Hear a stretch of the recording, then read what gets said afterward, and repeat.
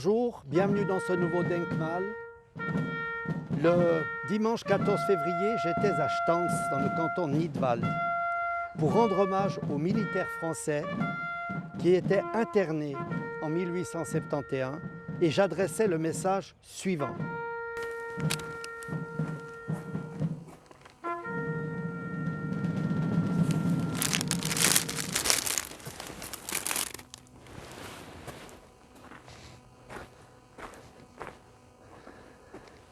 Je me trouve à Stans, au pied du Stanzerhorn, en face du Bürgenstock, à quelques centaines de mètres du lac des Quatre Cantons, et à quelques mètres sur la place centrale de Stans se trouve la statue du héros de la bataille de Sempach du mois de juillet 1386. Mais je suis là pour vous parler d'autre chose. En effet, derrière moi, un monument.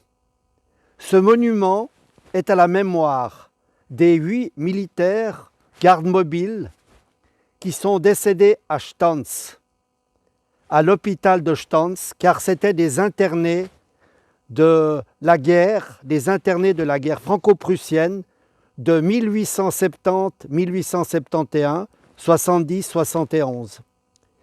Eh bien, un drôle de destin que Stans, puisque 73 ans avant l'arrivée de ces militaires à Stans, a eu lieu ici dans la région une bataille, un combat et un massacre.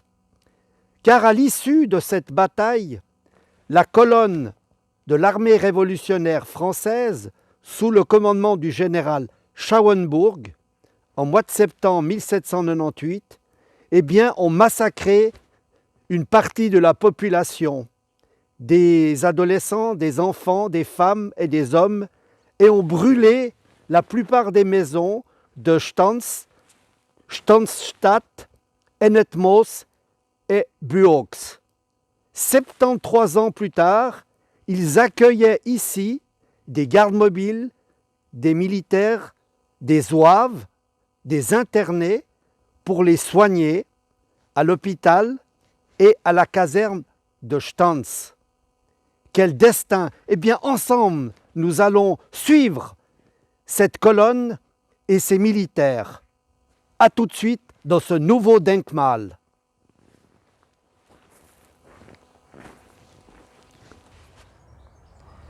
Ce jour, dimanche 28 février 2021, je suis à Châtelaine, au cimetière de Châtelaine, à Genève, devant le monument qui est dédié aux 15 internés qui sont décédés pendant leur internement à Genève.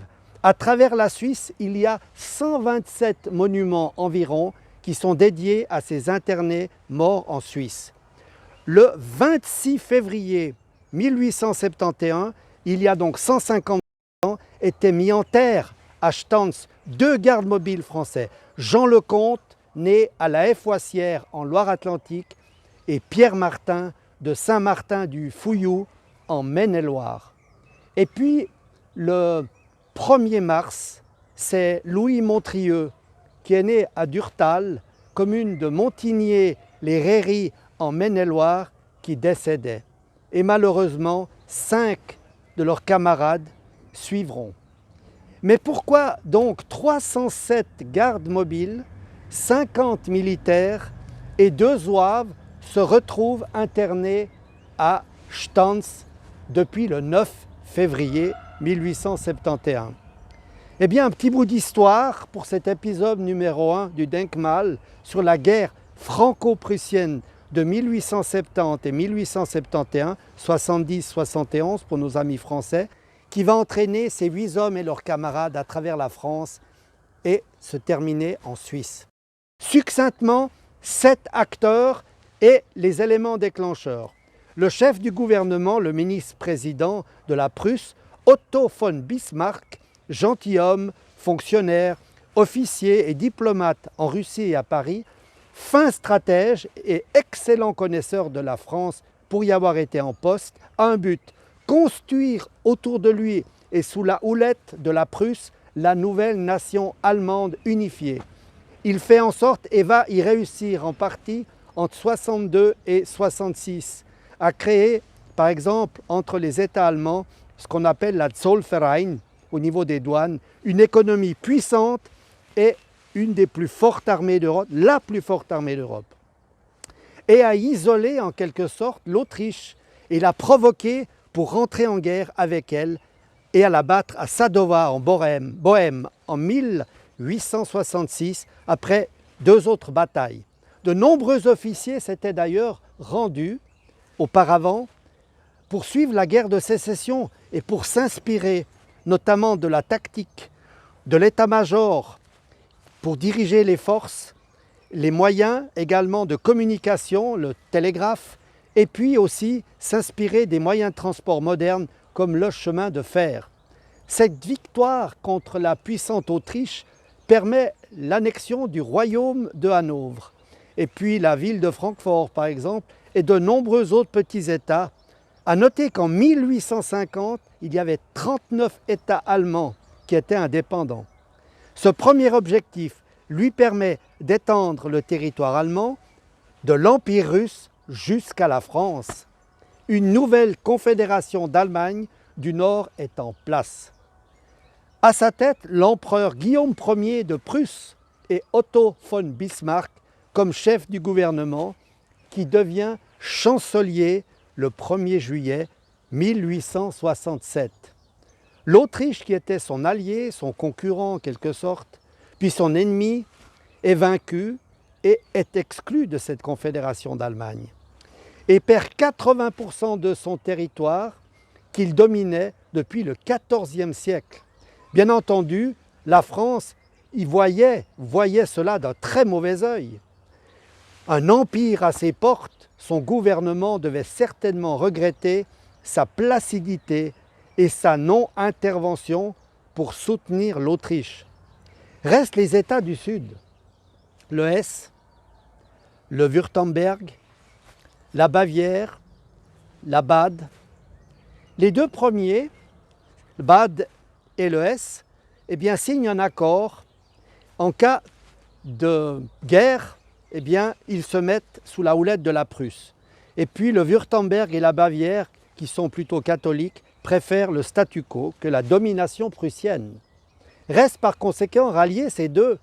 Eh bien, pour Bismarck, cela est clair, que seule une guerre pourra aboutir à cette union et consacrer la mise en place de l'Allemagne unifiée. Bismarck, tel Machiavel, n'entend pas déclencher la guerre, mais plutôt pousser la France à le faire. Il lui fallait une tactique, et c'est à ce moment-là qu'un 3e personnage entre en scène, le prince Léopold de Hohenzollern-Sigmaringen, qui est le cousin de Guillaume Ier de Prusse. La place au royaume d'Espagne étant vacante depuis la Révolution de septembre 1868, qui a renversé la reine Isabelle II, Bismarck voilà une belle opportunité de proposer le prince Léopold de Hohenzollern-Sigmaringen en février 1870.